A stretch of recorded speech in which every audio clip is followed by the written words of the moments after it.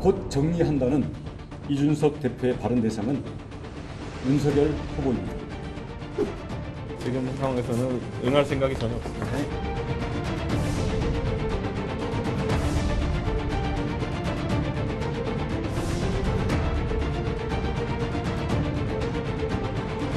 당에 어른이 없구나, 조정할 분이 없구나 하는 걸 제가 너무 많이 느껴서 어른을 모셔와서 좀 앉혀놓고 소통을 좀 듣더라도 그게 훨씬 낫겠구나.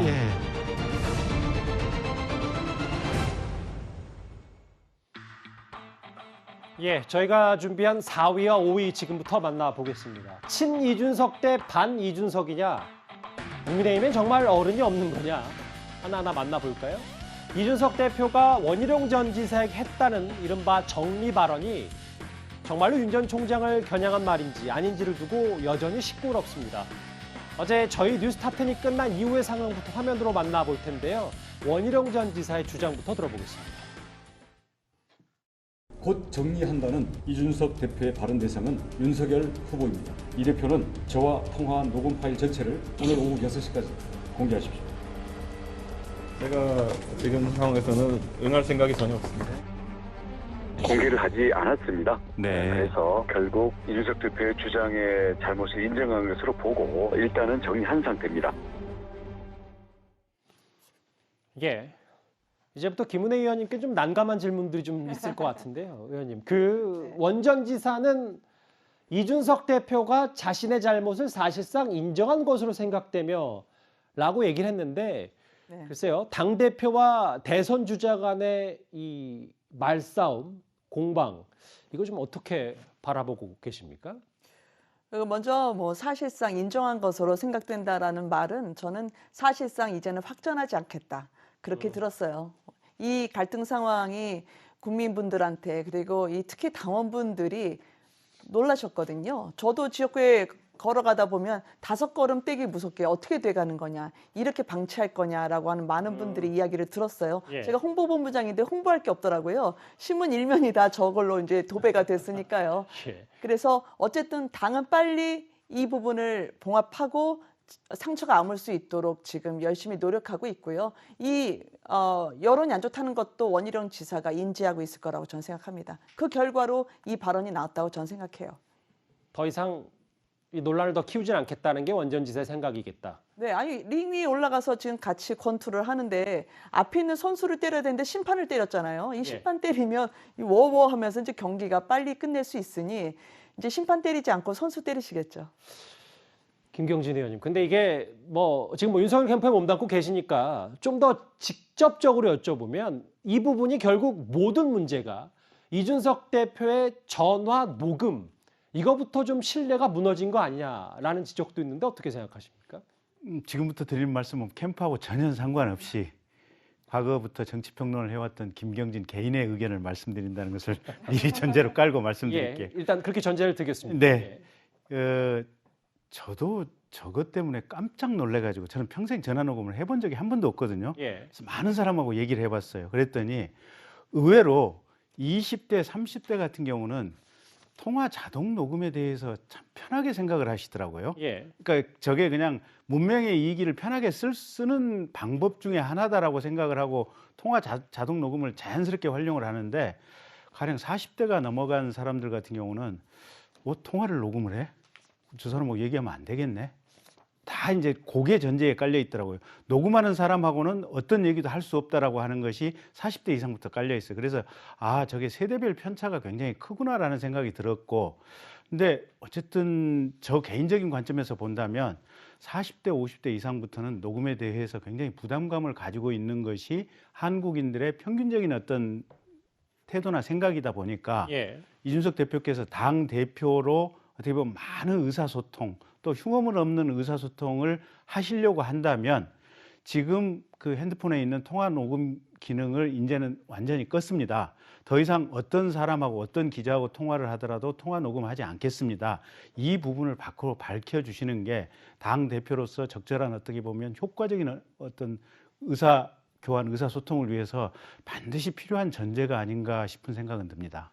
김관욱 교수님도 지금 남은 부담감, 남은 위험은 다 이준석 대표에게 더 크게 작용했다고 판단하십니까? 저는 거기 동의하지 않아요. 아하. 그러니까 지금 이준석 대표가 녹음하는 그런 행태, 이게 습관적으로 하든 뭘 하든 그거는 뭐 반드시 좀 고쳐야 되는 그런 부분 중에 하나인 것이고, 그 부분은 또 다른 얘기예요. 그런데 지금 원희룡 전 지사의 얘기도 또 다른 얘기입니다. 지금 녹음된 걸 공개하라는 얘기거든요. 사적인 대화를 또 공개하라는 거는 적절한가요? 저는 이거 자체도 굉장히 저는 부적절하고, 특히나 이런 뭐 대표도 그렇고 후보도 그렇고 녹음이라는 것도 그렇고 이거를 공개하라는 것도, 이게 불신의 정치를 만들어 놓는 거거든요. 계속해서 상대를 믿지 못하기 때문에 녹음하고 그걸 또 공개하라 그러고, 이게 지금 이제 우리 한국 정치에 긍정적인 효과를 주는 것인가? 그리고 저는 원희룡 지사에게 더 문제가 있다고 생각하는 건 뭐냐면, 만약에 이제 그런 느낌을 본인이 받았다 그러면 공개하기 전에 대표에게 나는 이렇게 받아들였는데 이게 맞느냐라는 진위 확인을 해야 되는 거예요. 그런데 그것도 없이 바로 공개를 해서 나는 뭐 이 윤석열 전 총장을 정리한다는 걸로 들었다라고 얘기하면, 그거는 저는 뭐 지금 중진 후보로서의 어떤 자세는 결코 아니다라고 보는 거죠. 그래서 기본적으로 지금 보면 이 국민의힘당의 어떤 대선 후보도 그렇고 지금 당대표도 그렇고 서로 간에 신뢰가 거의 없다는 생각이 들어요. 그래서 그거부터 좀 쌓고 경선을 하건 뭐 대선을 나가건 해야 되는 거 아닌가, 그런 생각이 좀 드네요. 이준석 대표는 그제도 오늘도 최고위원회에서 이례적으로 모두 발언을 생략했습니다.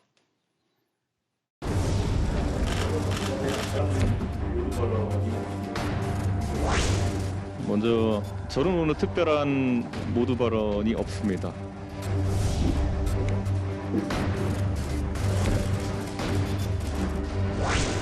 회의를 시작하겠습니다. 오늘도 저는 별로 드릴 말씀은 없습니다.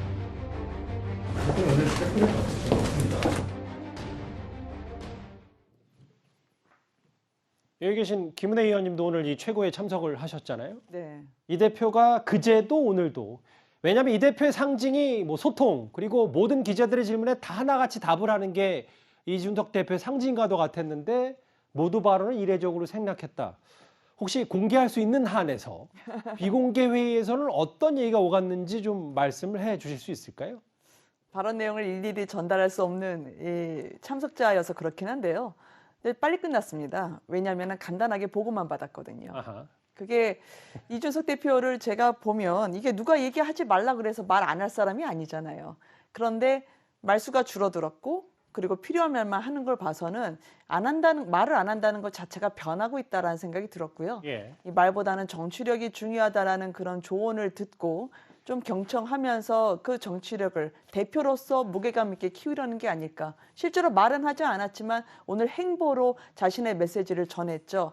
저희가 이제 기자응직법이라고 부르는 언론중재법, 저희가 이 투쟁하는 현장에 가서 본인이 이런 대여 투쟁 현장에 온 게 거의 뭐 손으로 셀 정도였는데요. 오늘 와서 의원들하고 함께 있었습니다. 사실 그동안에 당 내에서도 왜 당대표가 대여 투쟁 안 하고 대선 후보들만 견제하냐 뭐 이런 얘기 있었는데, 그러니까 김 의원님 말씀처럼만 듣다 보면 이 대표가 좀 태도가 많이 바뀐 겁니까? 바꾸려고 노력하는 것 같아요. 네. 그런데 이준석 대표가 침묵을 지키다가 유일하게 이 질문에 반응을 했습니다. 화면을 만나볼까요? 이한상 고려대 교수가 대표님 도움으로 녹취 내용을 다 들었다고 했는데, 제가 원희룡 지사 캠프에 그분이 계시기 때문에 당신들이 보시라고 그랬어요. 청와대에서 의제 확정되면 할 수 있다고 했는데 어떤 게 확정 안 됐다고 보시는지. 나중에 할게요. 나중에 말씀드릴게요. 네, 감사합니다. 대표님 모두 발언 네, 나중에 안 하고 말씀드릴게요. 계시잖아요. 네, 감사합니다. 어떤 이유로? 특별한 의미 없습니다. 특별한 의미는 없다. 그런데 김관욱 교수님, 저하고 화면을 좀 같이 보실까요? 원희룡 캠프에 몸담고 있는 것으로 알려진 고대 이한상 교수는 저거 발언, 그 윤석열 전 총장 정리 발언, 통화 음원 전체를 들었다. 원 후보의 사과를 권유할 이유를 찾지 못했다. 이 얘기 무슨 얘기입니까? 어떻게 저희가 해서? 지금 원희룡 후보가 들었던 맥락이 맞다라고 이제 이한상 교수는 생각을 하는 것 같아요. 근데 뭐 아무래도 그 캠프에 있다 보니까 이제 뭐 팔을 안으로 굽어서 그럴 수도 있는 것 같은데 우리는 다 듣지 못하니까 그걸 파악할 수는 없죠. 그런데 저는 그 부분에 대해서 동의 안 되는 부분이 여러 가지가 있거든요. 하나는 이겁니다. 그러니까 우리가 저거라고 얘기할 때 저거가 만약에 윤석열 전 총장이라 그러면 사실은 뭐 이준석 대표가 하나의 어떤 대통령 후보를 저렇게 표현할까요? 저거라고. 저는 그 부분도 좀 이해가 안 되는 부분이고 또 한 가지는 이 원희룡 후보가 타 후보잖아요. 타 후보에게 다른 후보가 정리된다는 걸 얘기할 수 있습니까? 그만큼 친한가요, 두 분이?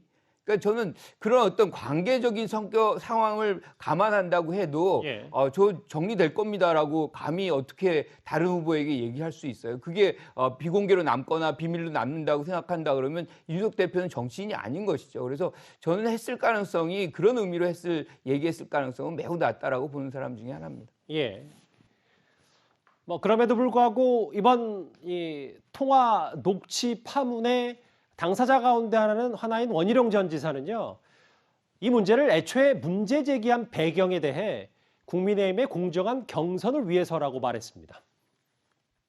가장 문제가 됐던 것은 공정 경선이 위험에 처했다라는 판단 때문이었습니다. 이번 그 사건이 문제가 된 그 통화가 이루어진 것도 대표에게 공정 경선이 지금 너무 위험하다. 네. 그리고 대표가 해야 할 일은 안 하고 안 해야 될 일에 대해서 대표가 너무 관심을 가지고 관여를 하면서 의혹이 커지고 있다. 그래서 제발 그러지 마시라.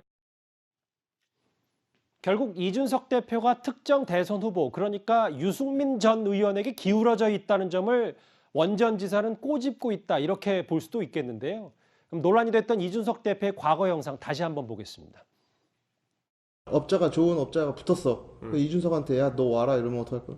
나는 대통령 만들어야 될 사람이 있다니까. 유승민, 너 이러다가 안철수 서울시장 되고 윤석열 대통령 되면 어떡하냐 이렇게 얘기하더라고. 지구를 떠야지. 아니야.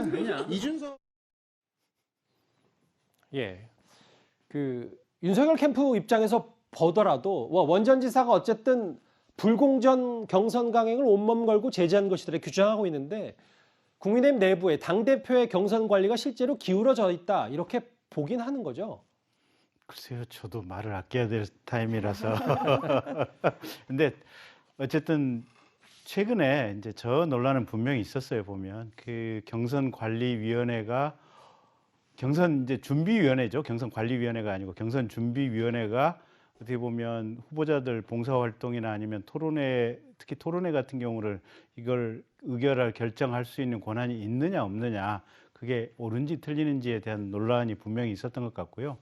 아까 그 이준석 대표 유튜브 영상은 본인이 당대표 되기 한 3, 4개월 전에 찍은 영상이기 때문에 저걸 가지고 뭐라고 얘기할 수는 없지만 어쨌든 저것도 약간의 뭔가 좀 이렇게 다른 후보들, 유승민 후보, 다른 후보를 다른 대부분의 후보들은 별로 그렇게 기분이 좋지는 않을 거 아니겠습니까? 그러니까 저런 맥락 속에 있다 보니까 이런 시끄러운 상황이 생기지 않았나 그렇게 봅니다. 아까 윤석열 캠프에 몸담고 있는 게 아니라 정치평론하시는 분으로서 평론하셨잖아요. 네. 그럼 저 이준석 대표의 과거 발언을 좀 더 직설적으로 말씀해 주실 수는 없습니까? 안 하겠습니다.